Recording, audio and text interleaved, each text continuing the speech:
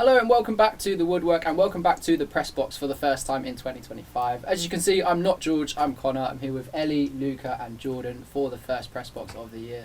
We're going to start by talking about the transfer windows in the Premier League and the WSL. There were some big signings in the Premier League, particularly of Aston Villa and Manchester City. Luca, you were saying just now about Aston Villa, how they've put together a really sort of dangerous attacking lineup that could potentially push them up the table. What do you think on their business?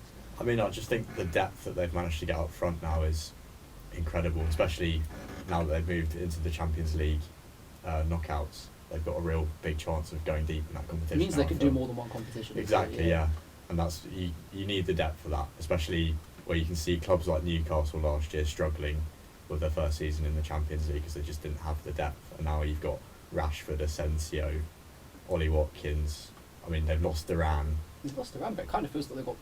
It does feel like even though they've lost like a striker who's done not just a lot of goals, but it's in key moments, isn't it? To me, they need someone to step up with and that. then you've got Morgan Rogers, who's just scored a very hat-trick in the Champions League as well. From midfield as well. Yeah. I mean, it's kind of the same, like Jordan, you were saying as well, it's kind of similar with Manchester City. Like they've not really done much in the market over the summer. Then in January, obviously, like a big spending. They spent, I think, more than the rest of the league combined. Like, what are they doing? Well, they clearly needed reinforcements, as we've seen so far. How they have handled themselves recently this season hasn't been up to scratch. So I think Pep probably needed to get some new reinforcements in. Obviously, because Rodri's been out and they haven't looked at all like how they've used to look. So obviously the additions of Kusanov, Dios, did they get? Yeah. Mamouche, I think Mamouche looks alright. He's a good player. He looks good. So I think they needed the players, and I think now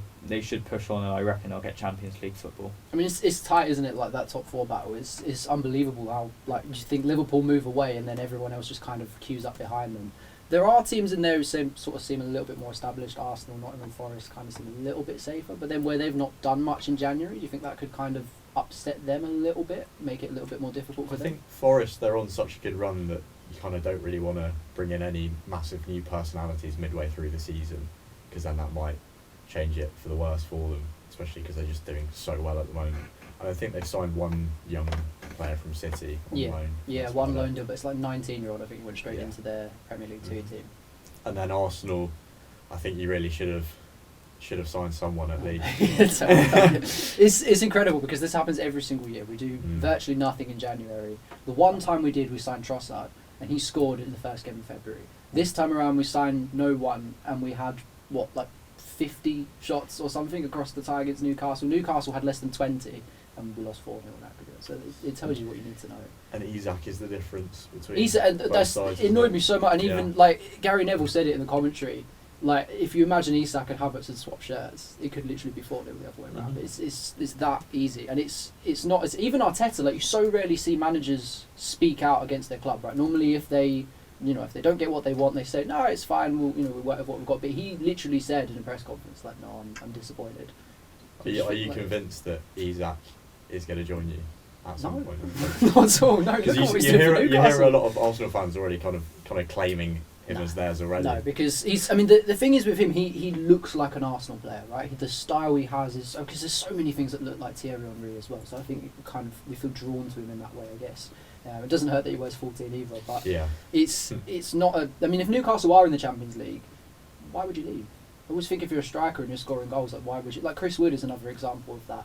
Yeah, there's offers from the lads. European football is a bit glamorous, but why would you leave? He's got a great thing going there. Like Newcastle, Nottingham Forest, they're probably two of the sort of overachieving teams so far, and it's just like the way that he fits into that team. If I'm him, I wouldn't leave. I think the notion of a lot of what Arsenal fans want is, obviously they're looking to the summer to get a big profile number 9, but you still probably needed to get that attacking forward in January, especially because Martinelli's just gone injured.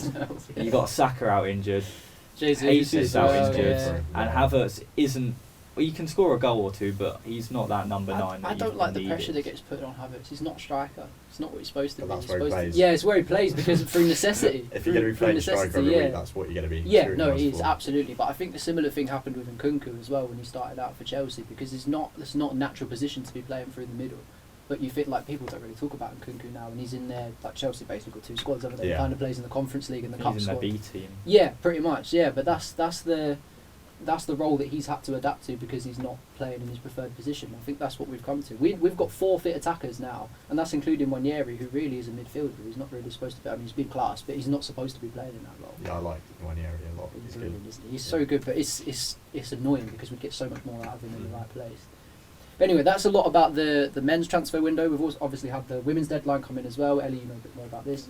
The transfer record broken. Germa's moved to Chelsea. Yeah. I mean, that's obviously a big show of financial muscle from a team that also signed Kira Walsh in the same window. Crazy Is for there Chelsea. any competing with Chelsea?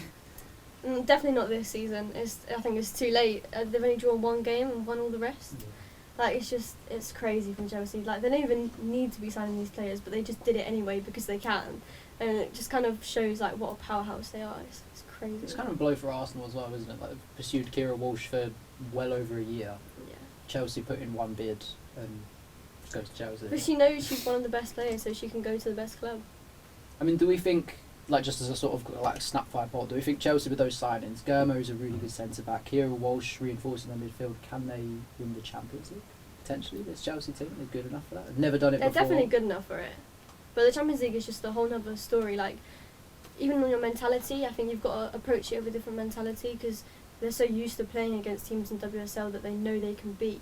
Whereas in the Champions League, you're up against teams who are more competitive, arguably, than the WSL or like lower teams in WSL. I So mean, without wanting to say it, can you beat Barcelona, really, isn't it? That's, Yeah. that's kind of the question that comes with it. Yeah. It's like what Real Madrid used to have. It's just with Barcelona's women's team, you think, like, can you win the Champions League? It's alright, can we beat Barcelona? Yeah. That's pretty much the test of it. But if you're a team competing with that Chelsea side, like City, Arsenal, United, all behind, all have made some signings, not the most high profile deals. Obviously, Chloe Kelly to Arsenal got a lot of attention. But do you think any of them really have a chance, not just with the gap, but even of getting closer to Chelsea before the end of the season? not this season. No, I think it's kind of over already. Like, 1 draw, the rest all wins. I think that's going to keep happening, especially with these new signings. It's just they're just too good. So we've talked about a lot of the teams that have done the business, but with obviously a lot of teams in both men's and women's games where they haven't. Obviously, Ruud van Nistelrooy came out saying for Leicester he was unhappy about it. Mikel Arteta to less of an extent. But if you are a manager in this situation, whether it's in a men's or a women's club, if you're saying to your club, saying to your boards, we need this, we need some help, we need some support, what do you do when that doesn't happen as a manager? How do you handle that in a dressing room? It's tricky, isn't it? I mean, you look at Ange for Spurs, especially this January. I feel like he's kind of flipped that to make it an advantage for himself because you've got the whole kind of transfer story of Levy flying out to Germany, him apparently being rejected, and then all it takes is Got it in the end. a 2-hour phone call with Ange, All it and he's ready to sign straight away. So maybe as a manager, you just have to kind of take it into your own hands.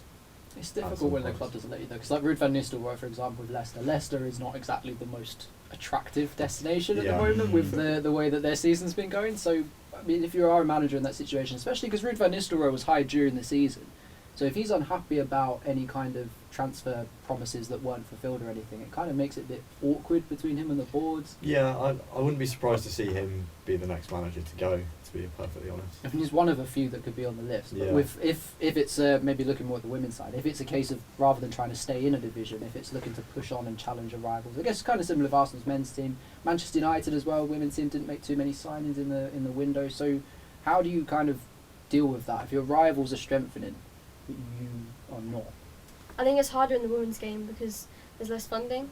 So, like the Chelseas and the Arsenals, they get those record attendances. So, and they just have more backing from the men's side. So, I think Manchester United are really struggling at the moment with their owners. I think the women's team are not being backed enough as they should be. So that's probably why they're struggling to make transfers, because they just don't have the budget, especially to compete with Chelsea and Arsenal's budgets, who can easily go and break a world record transfer fee just because they can. So I think it's not an easy question to answer. I think the gap is just when you compare the men's and the women's leagues, is just so far greater in the women's league when you look at that top echelon of teams Yeah. in terms of finance and what they've got available to them. And then you've got in the Premier League, any club, you wouldn't be surprised if they go and spend 100 million in a window. Well, a lot of the offers that we get from Saudi Arabia is all starting to help that, aren't they? Yeah. We said like Matoma, there was an offer like 90 million 95 euros. million yeah. euros. I mean, imagine They what turned it Brighton could do down. with that. Yeah, they turned it down, Yeah. which to be fair, I kind of respect them for, because Yeah. I feel like, well, no, this is our player. But I mean, even like the Duran deal, for example, like Villa were negotiating with Arsenal over like 40, 50 million for Watkins, and then out of nowhere they get 70 for Duran. I mean, they can do amazing things with that amount of money. It's a lot of money, especially because they're currently in the Champions League, and they obviously use the money for Rashford on loan, for Marlon previously. So I think obviously it's insane amounts of money, but obviously the Premier League clubs are taking it for all. Yeah, it's very much like Premier League centred. Yeah, you've seen Villa operate kind of well like that before, like when you saw Grealish go to City, but it didn't really get announced or confirmed until late into the season, and you're seeing these big signings go to Villa before they know that Grealish is gone. Well, obviously they did know. They ended up with Coutinho in that, yeah, they off Liverpool, yeah. But they signed the players before other clubs knew how much money they got for course. Grealish, and I think they've done a similar thing here where they've got Marlon straight away, and they've got another 2 centre backs for decent prices. Where if the other clubs knew how much they got for Duran, they could be asking double, triple the price for them. It's kind of like that top 6 thing we talk about, isn't it? Yeah. Like Manchester United and Tottenham, I think both found that in this window. Even though they're not, realistically, not in European contention at the moment, they're still being given those really high price demands. And then you've got Villa going out and loaning a player from Manchester United. I mean, if that was a year ago, if it was Villa and United, you'd think like, no way. Yeah. Because they're competing for Champions League football. So do you think the kind of big 6 notion that we have is sort of fading away because of this? I mean, it changes when you've got a different top 6 every season. Like last year, Newcastle were firmly in that debate. Now it's Forest. I don't think many people would be saying Forest would Even be. Bournemouth as well. Yeah, even Bournemouth. Bournemouth Haven't really recruited too much. No, they But haven't. then it's a lot more Interesting, isn't competitive it? this Yeah. year. And they've lost 2 of their strikers with long-term injuries as well, so they might start to struggle. I think they play better without. Maybe. Without a main striker. Well, Kluivert's just on fire. Kluiver's And, ridiculous. Semenyo, yeah. Ouattara. Yeah. It's almost like you kind of have like Pep Guardiola did it remember that Champions League game against Real Madrid a few years ago? We just played 3 wingers up Yeah. front. It's almost like Bournemouth are doing something like that, isn't it? But that is kind of what we mean. And we've got like a side like Bournemouth, who, with all due respect, probably would have been considered a relegation contender at the start of the season, and they are playing Pep Guardiola football. I mean, is that down to good transfer strategy, or is that just down to a team that's done the best with what they've I got? think the manager deserves a lot of credit as well. He's incredible, actually. Not one we've really heard much of before. No. When did he actually come in? I think he's It's his second full year though. Yeah. He had a full year last yeah. season, and there were signs there, but he's obviously been backed by the board. Obviously they've got a few new owners in as well, so ready to pump money into the club. Certainly looks like a team that can compete. Yeah. So it's a really competitive top 6 or 7, Yeah. isn't it? And you can kind of say the same with the WSL, as much as it's not competitive all the way down. Like between 2nd and 4th, for example, like with City, Arsenal, United, you can't really call where it's going to go in. Yeah, I think there's like little groups of it. So Yeah. obviously Chelsea at the top, and then you've got like Arsenal, United, City, who are like fighting for like 2nd, maybe could compete with Chelsea, but not this season. And then just a big group of them like Villa, Liverpool, who could be fighting with the Arsenals and the Cities. Like they're kind of like the wild cards, I would say. You just got different sections, and I think that does come down to funding. So it is more transfer based maybe than it is in the men's game, where it's just down to I like think we have so. the money, we can go and pay the players. Yeah, I think so. That makes sense. But you say that, but I do agree about attracting the players, and obviously the managers have to deal with whoever they get in. But if you look at a club like Manchester United currently, I don't think Amorim's really been backed at all this window. They bought Patrick Dorgu, they needed some fullbacks, wing-backs. Yeah. But if you look at United's squad, I think maybe half the Premier League teams currently in the league have a better squad than United. I don't rate many of their attackers, maybe bar Ahmad and Bruno. Yeah, he's a talent, isn't he? I don't rate many of their defenders.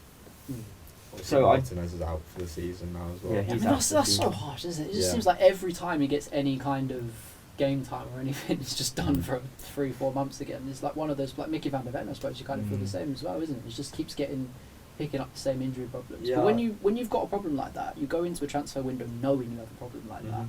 Do you feel that it's almost like a responsibility of the club to deal with it. I feel like every club kind of approaches it in a different way.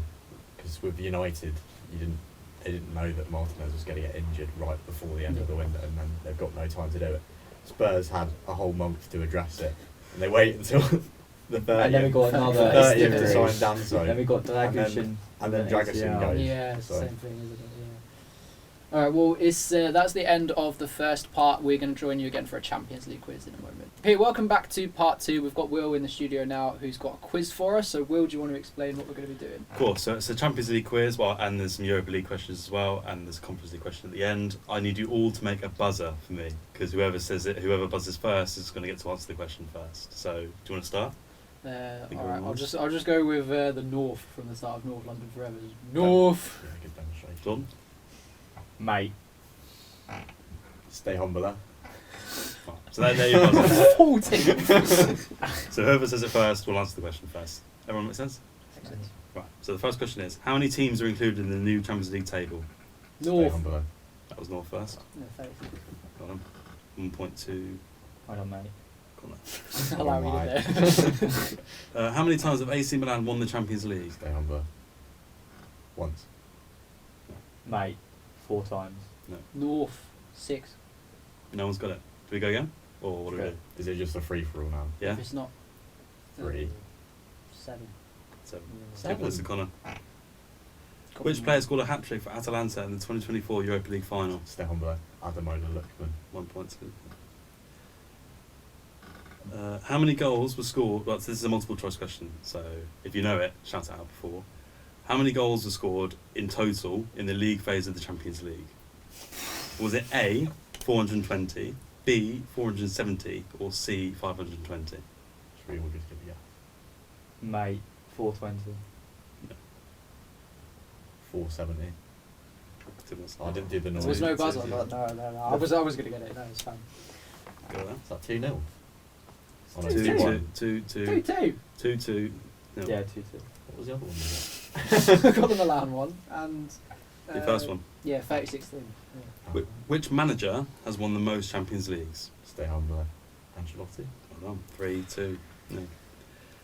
How many different British teams have won the Champions League? British is the key word there. Stay humbler. 7. Well done. Ooh, Well done. fire. 4-2-0. Still bring it back though. Right, who finished higher? Celtic in the Champions League or Rangers in the Europa League? North Rangers in the Europa 4-3. No. Cheers, mate. Or isn't it? At the start of the season, who was the bookies' favourite for the Europa League? Stay humbler. I think it's the same as it is now. Spurs. There you Yeah. Really? go. Yeah. At the start, I'm not sure about now, but maybe Well, because they never won know. the last games. Maybe. Yeah, no, I think- true, I think they're still our favourites. Which side was unbeaten in the Europa League this season? North. Obviously in the league phase. Lazio? Mate. United? Yes, well done. So On the is it scoreboard. is it Oh, 5? yeah. Is it 5-3-1? I think so, yeah. Well, so you've won. Well done. Let's see if anyone can answer this question. Welsh side TNS, stands for the New Saints, had to play their Conference League games in what EFL club stadium? North Shrewsbury. Well done. There you go. Shrewsbury.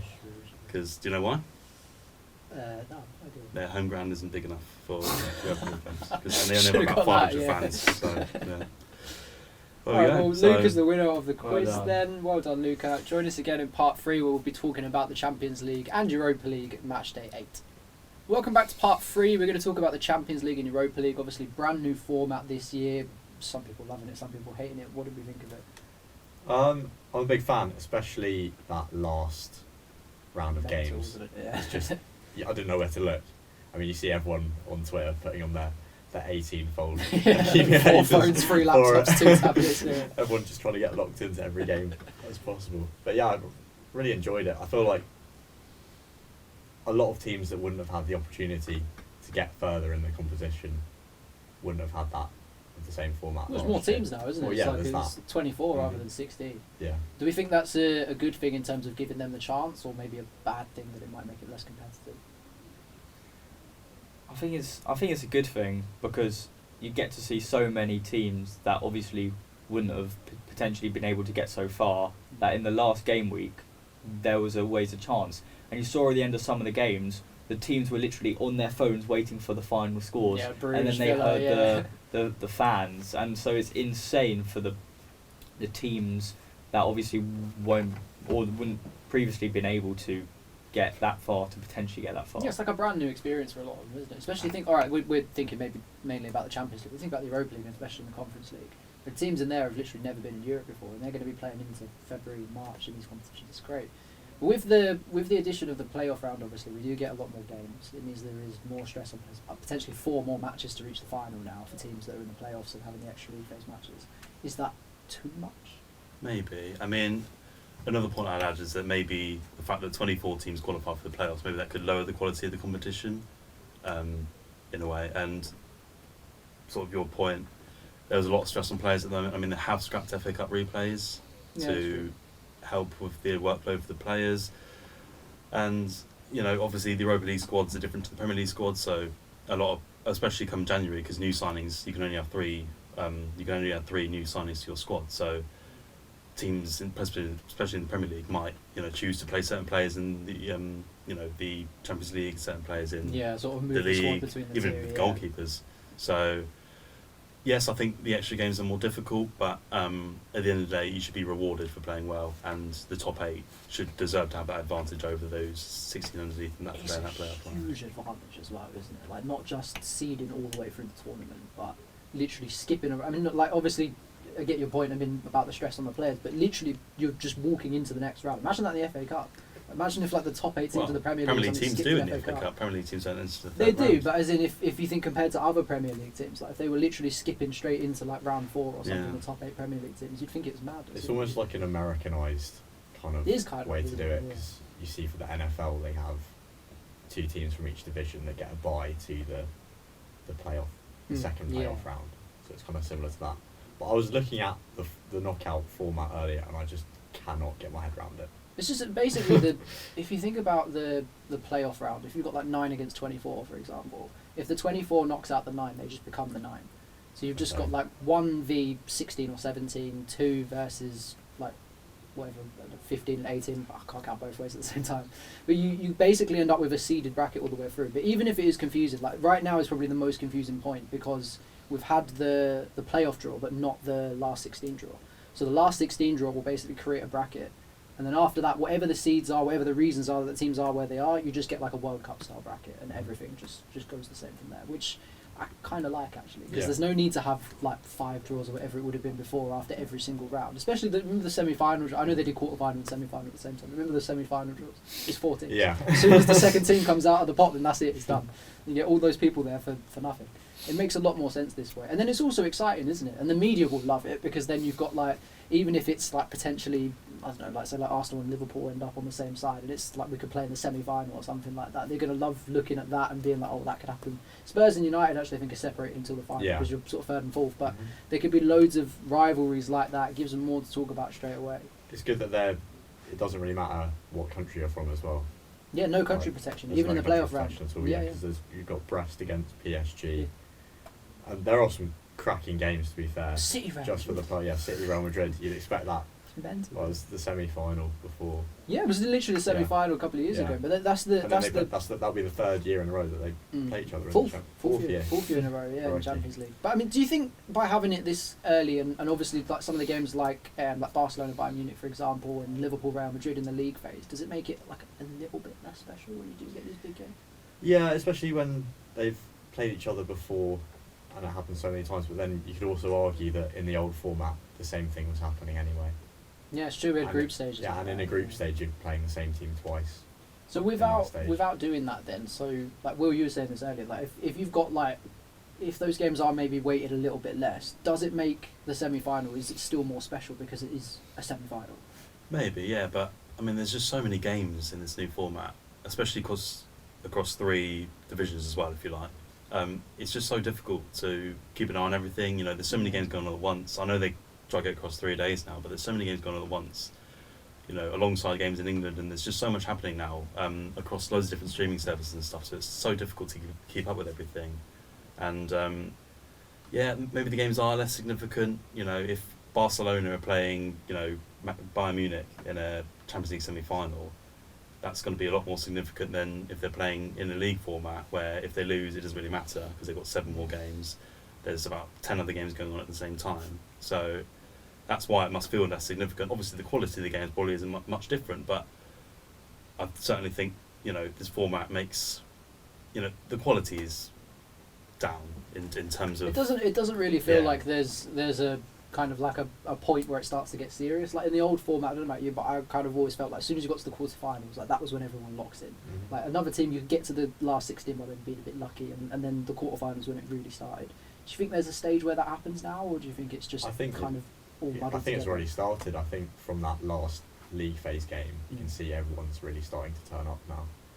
And another thing I'd add, just in terms of the whole format, it really does play into the underdogs. Because there's so many more opportunities for those big teams to slip up now, especially in the knockouts as well.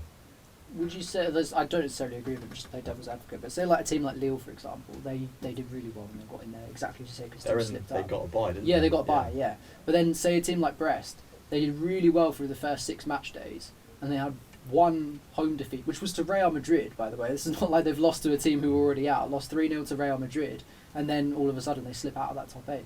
If it was a group format and it was 6 games, they would have won 5 out of 6 and they would have been through in first place. But would they have even qualified?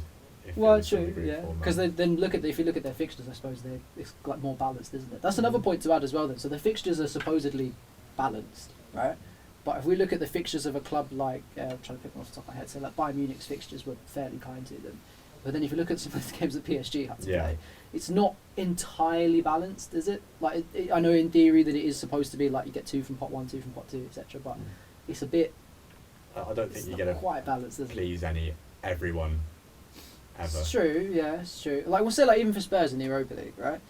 I know obviously there aren't that many big teams in the Europa League, but a lot of the fixtures you were playing were like really recognisable clubs, right? Like they're European teams who we've heard of before. Even a game like Karabakh, like they've been around. Was Manchester United kind of the same as well? If you look at Rangers' fixture list, there are some teams that I had to Google on that list that you've not heard of. Like maybe it's a bigger difference in the Europa League and the Conference League, this format, in terms of the fixture difficulty. Yeah, I think obviously because you get clubs coming in from so many more different nations in the Europa League and the Conference League, you're bound to have a bigger gap in quality. Yeah, it's true. For sure. But then, isn't it like 276 teams in Europe? Yeah. If you add. Yeah, if you work out all of the qualifiers, all the early playoff rounds, it's nuts. Ridiculous. And that gets whittled down to just over 100, or just under 100. But that's still a massive increase than what we had before. Obviously, the Conference League itself is relatively new as a competition, right? So a lot of teams, when they lose in qualifiers, rather than then getting the chance to qualify for, there used to be a 48-team Europa League, is now in the Conference League. But if there are that many European spots in there, do you think it kind of like undermines the quality of European competition? Yeah, I think so. And you mentioned before about how people lock in, in the quarterfinals and stuff, and how I think we all enjoyed the chaos of that final day. But maybe it's just me personally, but I can't remember a single individual result from that Champions League final day. I mean, we all enjoyed the club. I think a lot of us would watch the one show, whatever it's called, where they have all the scores at once. As I said, we all enjoyed the chaos of it. Something's happening for 5 seconds, but I feel like each individual game is less impactful, and I feel like, as I said, I don't really remember many upsets. Yeah, it's kind of just like Barcelona have scored, PSG have scored. It's not really. It did eventually work out kind of as everyone really expected it. There wasn't any massive shocks. The only exceptions to that was Milan. Milan ended up dropping into the playoffs on their way to Dinamo Zagreb, we would have expected them to be. But I see what you mean. People there, they're an 18-fold accolade. You can seriously look me in the eyes and say you had 17 out of 18 playoffs. No way. I mean, the thing I think that they've done well with the format this year, which they've changed from last year, is last year in the Champions League, if you lost or a certain point, you drop into the Europa League. That's true. It's a big point. But how can you get rewarded for losing by going to a weaker competition and then potentially winning that and then going back into the Champions League? It's a really, really good point, because the way the funding used to work for that, if you reach the last 16 of the Europa League, of the Champions League, technically that means that you've done better than winning the Europa League, right? Because of the way that works. But you get a lot more money for winning the Europa League than you do for reaching the last 16. It's not match fixing, but I do remember teams purposefully drawing games so they could get tell, that third spot. Because a smaller side is going to go further in the Europa League than it is, the Champions League. And I think the Conference League was brought in knowing that this would happen to the competitions, because that was basically just the Europa League 2. and now there's even more teams in that. So But does it, I mean, especially for you guys, obviously both support Tottenham. So for you not having those Champions League teams drop down, does it almost feel like it's more worthwhile to invest the time? Or I know you've obviously picked up a couple of injuries in the Europa League, but if you win the competition, that's worth it, right? Probably why we're seen as the favourites to win the competition now in terms of the bookies. Because there's not that giant coming down from the Champions League. If you look at the Champions League table, the way it ended up, right? So it basically would be the teams that finish between 17th and 24th would then end up dropping into the Well, let's get on. so that would be Manchester City be dropping in there, Yeah, no thanks. among others. Yeah, Well, it's just exactly not very right. competitive. Can you imagine Manchester City playing on a Thursday night? It just seems wrong, doesn't it? after all those really? January signings as well, they'd walk it. They could probably just fill the January signings and then get at least a quarter final. Yeah, City, Juventus would be in there as Yeah. well.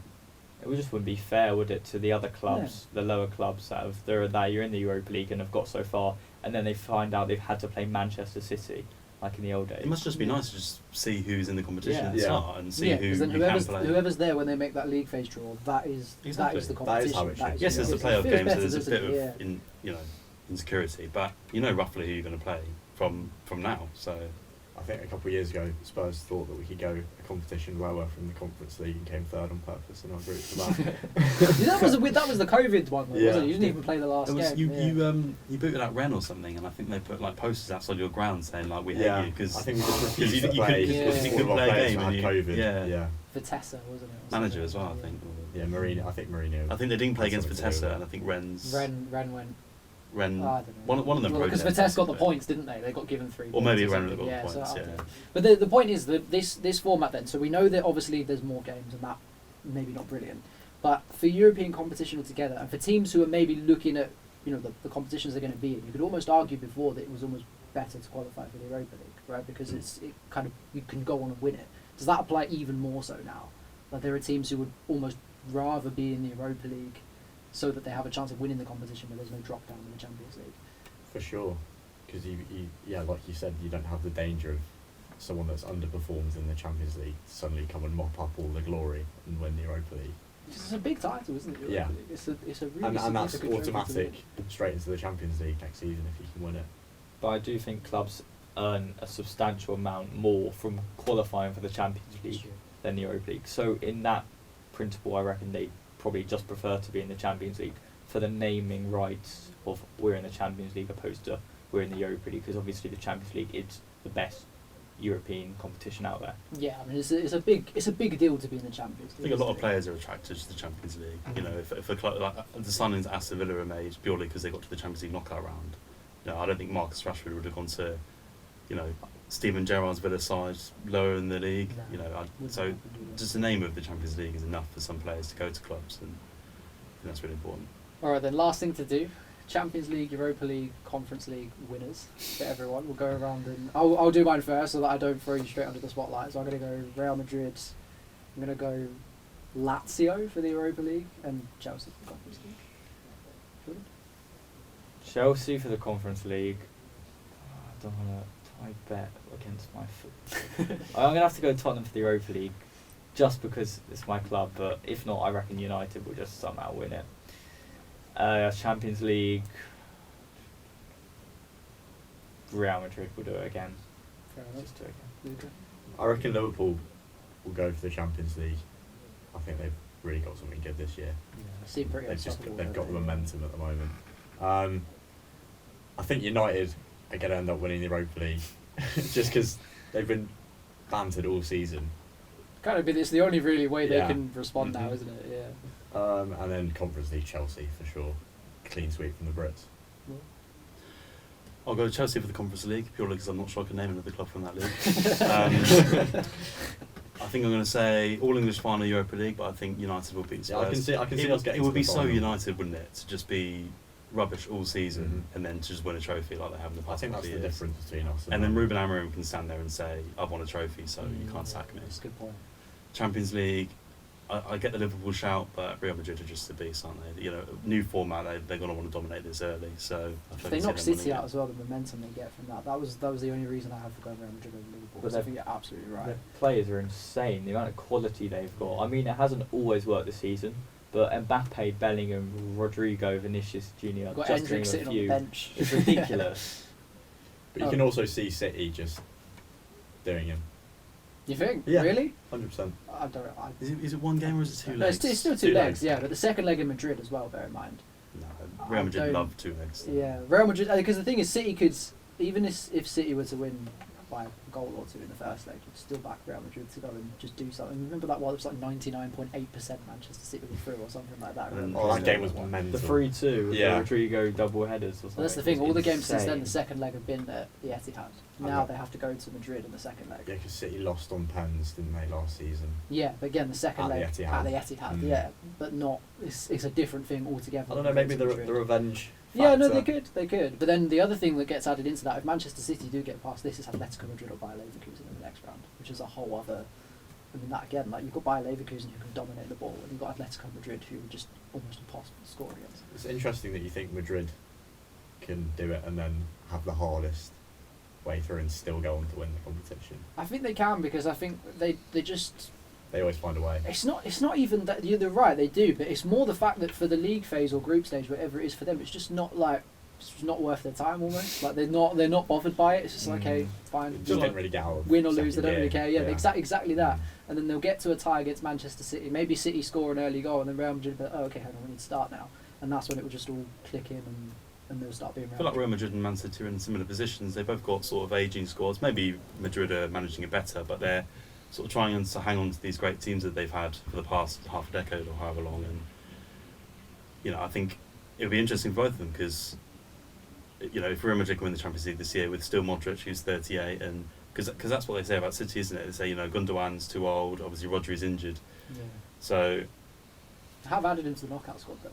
Rodri's been added. He's to meant to be the back knockout squad. fairly He could be soon. back- yeah, he could be back by Yeah. sort of Didn't, like end of March or that something. Skamaka is it that he's played West Ham. He recovered from ACL in 6 months. 6 months. Yeah, that's pretty much the fastest.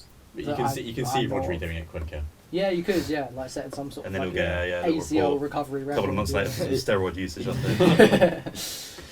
All right, that is all we've got time for today. Thank you for watching the video. If you liked it, please give it a like. Subscribe to our channel to see more from the press box and hit the notification bell so you know when we upload. We'll see you again soon.